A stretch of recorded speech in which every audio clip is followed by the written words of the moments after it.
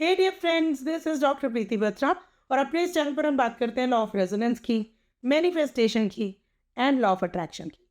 आज हम बात करने वाले हैं एक बहुत ब्यूटीफुल सब्जेक्ट पे, और वो है कि क्वांटम फील्ड और स्पिरिचुअलिटी का आपस में क्या कनेक्शन है और कैसे ये दोनों चीज़ें हमको मैनिफेस्टेशन यानी कि जो हमें मैनिफेस्ट करना है वहाँ पर जल्दी हमको कैसे लेके जाती हैं।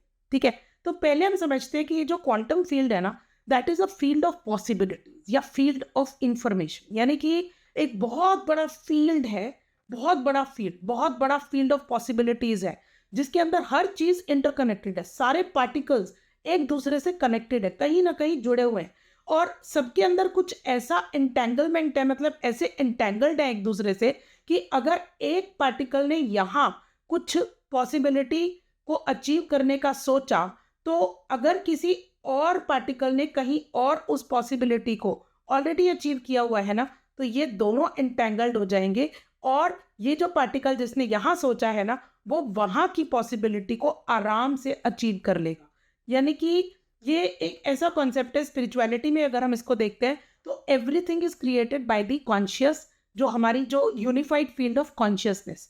यानी कि अगर हम इसको ऐसे समझते हैं कि कॉन्शियसनेस यानी कि स्पिरिचुअलिटी के पॉइंट ऑफ व्यू से जो भगवान है वो एक complete unified field of consciousness है जो कि कण कण में समाये हुए हैं। यानी कि वो हर पार्टिकल में वही भगवान है, वही यूनिवर्स की ताकत है जिसने जो है ना इस ब्रह्मांड को चला रखा है ना, सेम ताकत से हर कण में वो वाली ताकत भी है। तो स्पिरिचुअलिटी पॉइंट ऑफ व्यू से भी हम सभी उस यूनिफाइड कॉन्शियसनेस का हिस्सा हैं। इसीलिए तो हम बोलते हैं ना, अहम ब्रह्मस्मि। तो ये पहला कॉन्सेप्ट हमको समझना है कि जो क्वांटम फील्ड है और स्पिरिचुअलिटी है, दोनों में ही एवरीथिंग इज इंटरकनेक्टेड। हर चीज एक दूसरे के साथ में जुड़ी हुई है।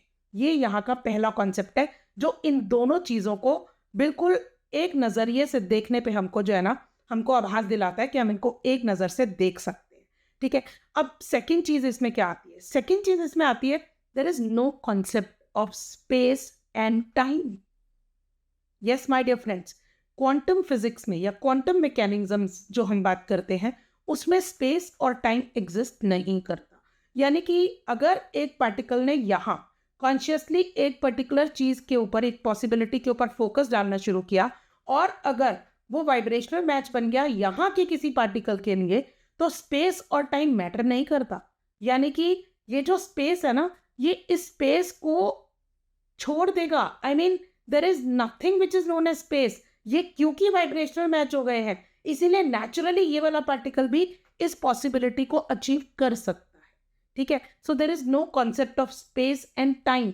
इसीलिए तो बहुत सारी बात जो है ना आपने नोटिस किया होगा कि कोई भी चीज़ जो है ना वो जल्दी कैसे हो जाती है। और स्पिरिचुअल पॉइंट ऑफ व्यू से अगर हम इसको फोकस को, इस चीज़ को समझते हैं, तो भगवान ने तो कभी स्पेस और टाइम का कॉन्सेप्ट बनाया ही नहीं। ये तो मैन मेड कॉन्सेप्ट है।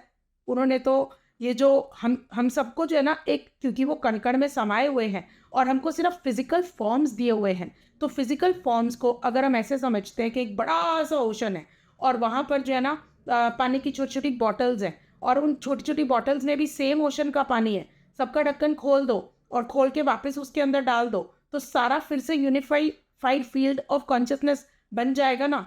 यानी कि भगवान का ही पार्ट है हमारे अंदर, इसीलिए हम सब भी ना वही चीज़ें अचीव भी कर सकते हैं, आराम से कर सकते हैं। स्पेस और टाइम की ओर फोकस ना करके भगवान ने हमको क्या दिया? ब्रेथ्स दिए। ठीक है, यानी कि हमको अपने आप को ब्रेथ्स के फॉर्म में समझना है। हर ब्रेथ का सही इस्तेमाल करना हमको सीखना है। ठीक है, क्योंकि हर ब्रेथ के साथ ना हमारे माइंड में थॉट्स जाते हैं, या तो बाहर से ट्रिगर होके थॉट्स आएंगे या हमारे इंटरनल डायलॉग से हमारे थॉट्स आएंगे। ठीक है, तो इन चीज़ों को हमको फोकस करना है कि स्पिरिचुअलिटी में भी और क्वांटम वर्ल्ड में भी, दोनों में ही there is no concept of space and time. और थर्ड, जो कि बहुत इंपॉर्टेंट चीज़ है, वो यहाँ पर आती है ऑब्जर्वर्स इफेक्ट। ऑब्जर्वर्स इफेक्ट का मतलब क्या है कि वैसे तो हम सब वाइब्रेशंस हैं। ठीक है, वैसे तो हम सब वाइब्रेशन से बने हुए हैं, वेव से बने हुए हैं, और अगर क्वांटम मैकेनिक्स में भी देखते हैं तो ये वेव्स के रूप में ही हर चीज़ जो है ना वो मूव कर रही होती है। लेकिन जैसे ही जैसे ही हम इस वाइब्रेशन को ऑब्जर्व करना शुरू करते हैं, अपनी आंखों से, अपने माइंड से, अपने कॉन्शियसनेस से उसके ऊपर फोकस डालते हैं, उस वाइब्रेशन पे, या फिर अगर हम स्पिरिचुअल टर्म्स में बोले तो उस पर्टिकुलर थॉट से, तो वो जो एक वेव है ना, वो किस तरीके से रिएक्ट करती है, यानी कि वो उसका जो बिहेवियर है ना, वो वेव अपनी छोड़कर एक पार्टिकल में कन्वर्ट हो जाता है, यानी कि वो स्लो हो जाती है, उसकी मूवमेंट बहुत स्लो हो जाती है। ये जब स्लो हो जाती है ना उसकी मूवमेंट, तो वो कॉन्शियस हो जाता है। यानी कि इसको हम ऐसे समझते हैं कि अगर कोई हमको कॉन्शियसली ऑब्जर्व कर रहा हो, लेट्स से आप ड्राइविंग सीख रहे हो और अगर आप जो है ना वो आपके साथ में कोई बैठा हुआ है जो आपको कॉन्शियसली ऑब्जर्व ऑब्जर्व कर रहा हो, तो आप बहुत कॉन्शियसली आप उस चीज़ को करेंगे, उस काम को करेंगे, यानी कि आपको ऐसा लगेगा ये मुझे बहुत ज़्यादा ऑब्जर्व कर रहे हैं, कहीं मुझसे गलती ना हो जाए, एट्सेट्रा एट्सेट्रा, बिकॉज ऑफ विच आपकी मूवमेंट में ना वो जो स्लोनेस या फिर एक स्टेडीनेस आ जाएगी, यानी कि आप सोच सोच के सारे काम करेंगे। यही चीज़ ऑब्जर्वर्स इफेक्ट हमको सिखाती है कि जैसे ही हम एक वाइब्रेशन के ऊपर फोकस करते हैं, वैसे ही वो वेव या वाइब्रेशन अपना बिहेवियर चेंज कर लेती है। दिस इज ऑब्जर्वर्स इफेक्ट, जो कि क्वांटम मैकेनिक्स में बहुत ज़बरदस्त तरीके से क्वांटम फिजिक्स में काम आता है। सिमिलरली स्पिरिचुअलिटी में भी जब हम अपने किसी थॉट पर फोकस करते हैं, आप नोटिस करेंगे कि वो थॉट जो है ना वो स्लोली एंड स्टेडीली वहाँ से चला जाता है।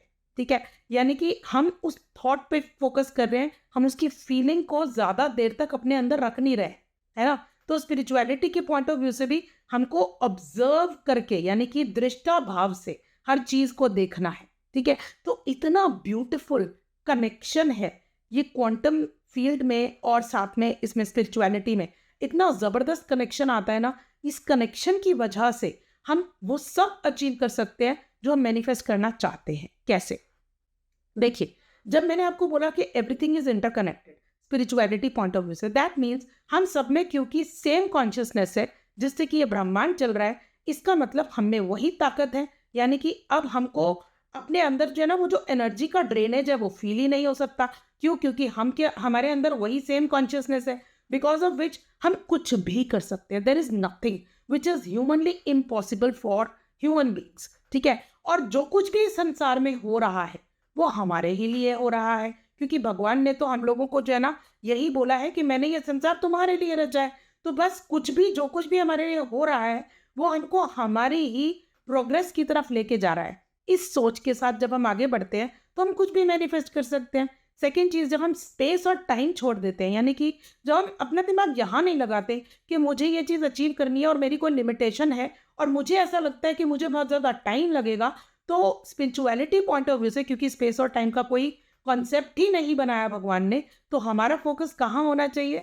हमारा फोकस होना चाहिए उस रिजल्ट पे जो, या फिर उस इम्पैक्ट पे जो हम क्रिएट करना चाहते हैं। जैसे ही हमारा जो फोकस है उस रिजल्ट पे आ जाता है, यानी कि हमारे अंदर ना वो एक यूनिवर्सल वैल्यू अंदर आनी शुरू हो जाती है।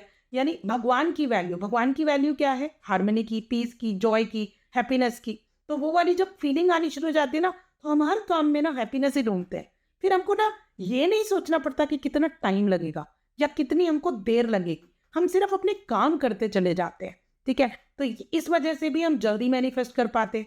और तीसरा, ऑब्जर्वर्स इफेक्ट से हमको कैसे फ़ायदा होता है कि अगर बाई चांस हमको डाउट आ रहा है, हमको फियर आ रहा है, हमको इनसिक्योरिटी आ रही है, हमको इस टाइप से जेलेसी हो रही है या कोई भी ऐसा इमोशन जिसकी वजह से ना हम उस फीलिंग के अंदर ज़्यादा देर तक रह रहे हैं, तो उसको सिर्फ हमको ना दृष्टा भाव से ऑब्जर्व करना है कि ये जो इमोशन मेरे पास आया है इसको मैं सिर्फ ऑब्जर्व करती हूँ, और जैसे ही मैं उसको ऑब्जर्व करूँगी ना वो अपना बिहेवियर छोड़ देगा, यानी कि वो मुझे इम्पैक्ट करना छोड़ देगा। और वो जो वेव लाइक पार्टिकल या थॉट है ना वो निकल जाएगा। यानी कि इमोशन सिर्फ एक सेंसेशन ही तो है हमारी बॉडी के अंदर, अगर हम उसको सिर्फ एज सेंसेशन ही परसीव करेंगे या ऑब्जर्व करेंगे तो वो अपने आप चला जाएगा। बस हमको यही करना है, हमको उस डाउट को, उस फीलिंग को, उस फियर को, उस इनसिक्योरिटी को ना उस टाइम के लिए ऑब्जर्व करना है। जब हम ये तीनों काम करते हैं माय डियर फ्रेंड्स, हमारी मैनिफेस्टेशन जर्नी बहुत आसान हो जाती है। इसीलिए ये जो क्वांटम फील्ड की जो सिस्टम है, यानी क्वांटम जंपिंग का जो सिस्टम है, वो हमको हर चीज़ को ना मैनिफेस्ट करने में बहुत ज़्यादा मदद करता है। तो अगर आपको मेरे वीडियोस अच्छे लगते हैं तो प्लीज़ कमेंट्स में ज़रूर लिखिएगा, शेयर कीजिए, सब्सक्राइब कीजिए, so that I can make more videos for you. Thank you so much.